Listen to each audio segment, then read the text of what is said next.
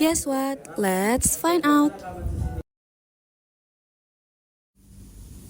Halo guys, hari ini saya akan membacakan atau menjelaskan hasil analisis yang saya dapatkan dari pembuatan visualisasi dan dashboard di Power BI. Nah, di sini saya menggunakan dataset objek wisata dan saya membuat dashboard dengan judul Tourist Overview. Dashboard ini dirancang untuk memberikan gambaran menyeluruh mengenai kinerja sektor pariwisata, mulai dari tren kunjungan wisata, tingkat kepuasan, hingga performa hotelnya. Pertama, dapat kita lihat di bagian kiri dari dashboard, bisa kita lihat bahwa jumlah pengunjung, total jumlah pengunjung saat ini adalah 45.000 dan jumlah pengunjung tahun lalu sebesar 23.000. Di sini walaupun kunjungan pada tahun ini mengalami penurunan sebanyak 1.000 lebih pengunjung, namun bisa kita lihat di line chart ini bahwa kunjungan tertinggi itu ada di bulan Mei tahun 2025 dengan total 1.993 kunjungan. Hal ini bisa disebabkan karena di bulan Mei tersebut sudah dekat dengan hari libur sekolah anak-anak dan juga pada bulan Mei tersebut terdapat 3 tanggal merah. Kemudian bisa kita lihat di bawahnya di sini ada donut chart yang menjelaskan tipe turis. Di sini tipe turis dibagi menjadi 2, yaitu ada domestik dan foreign. Dengan yang lebih banyak itu adalah tipe turis dari dalam negeri atau domestik. Kemudian di sebelahnya itu adalah pengunjung dilihat dari banyaknya yang memesan di Booking Channel.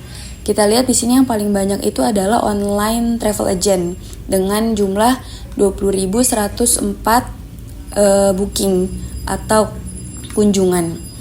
Di bawahnya bisa kita lihat di sini adalah top 5 dari top 5 tempat destinasi yang dikunjungi oleh wisatawan. Di sini bisa kita lihat ada di 5-nya ini semuanya ada di Bandung dengan kategori tempat wisata yang berbeda-beda.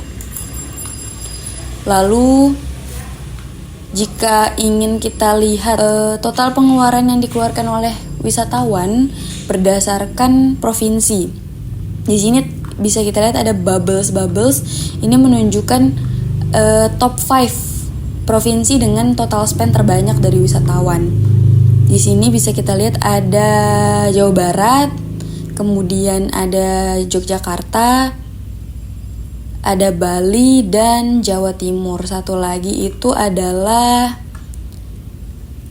kalau nggak salah Kalimantan Timur ya teman-teman. Selanjutnya kalau tadi menurut provinsi, di bawahnya ini adalah total spend by kategori. Jadi jumlah uang yang dikeluarkan oleh wisatawan di kategori mana. Di sini disajikan top 5 kategori dengan yang paling banyak itu wisatawan mengeluarkan uang di pantai dengan 4,77 miliar rupiah. Kalau bisa kita lihat di sini total spend dari seluruh wisatawan dari tahun 2024 sampai 2025 itu adalah 21,3 miliar rupiah. Dengan rata-rata mereka menghabiskan uang setiap kunjungan itu adalah 473,41 ribu rupiah. Kalau ngomongin tentang wisata, pastinya nggak lepas dari yang namanya wisatawan yang menginap ya. Jadi di sini juga kita sajikan adalah monthly hotel performance. Di monthly hotel performance ini ada data total room nights dan juga average daily rate. Total room nights ini adalah jumlah malam kamar dan average daily rate itu adalah seberapa besar nilai ekonomi per kamarnya. Lalu di bawah sini adalah hotel okupansi atau menggambarkan permintaan kamar. Hubungan antara total room nights dan average daily rate ini membentuk tren yang positif. Artinya hotel mampu menjual kamar dengan harga lebih tinggi tanpa mengurangi minat pelanggan. Hal ini juga mencerminkan strategi penetapan harga yang efektif. Selanjutnya kalau kita berbicara tentang turis, pasti gak lepas dari yang namanya rating dan reviews. Karena kita sebagai yang punya tempat wisata pasti ingin sekali mendapatkan rating yang tinggi dari pengunjung yang sudah datang. Bisa dilihat bahwa average rating dari seluruhnya adalah 3,81 dengan jumlah ulasan ada 16.000. Di sini satisfaction 4+% itu artinya adalah pengunjung yang memberikan rating lebih dari 4. Di sini kita mendapatkan 0,72 atau 72%. Hal ini belum mencapai target karena target kita itu 100% seluruh pengunjung memberikan rating lebih dari 4. Nah, di dashboard ini juga kita bisa lihat di tahun 2024 bisa lihat di tahun 2024 jumlah kunjungan tertinggi itu ada di bulan Oktober dengan 1960 kunjungan. Kemudian di sini di bulan Oktober masih sama, masih tempat destinasi di Bandung yang menduduki top 5 tempat destinasi dengan kunjungan terbanyak. Kemudian kalau bisa kita lihat kembali, kalau kita lihat menurut provinsi, di sini kita lihat DKI Jakarta. Di DKI Jakarta terdapat total visit 2 tahun itu 1.607, sedangkan total visit tahun lalu itu 791. Kemudian total spend-nya justru di Jakarta itu habis di top 1-nya itu ada di alam. Terus top 2-nya ada kuliner dan top 3-nya itu taman hiburan.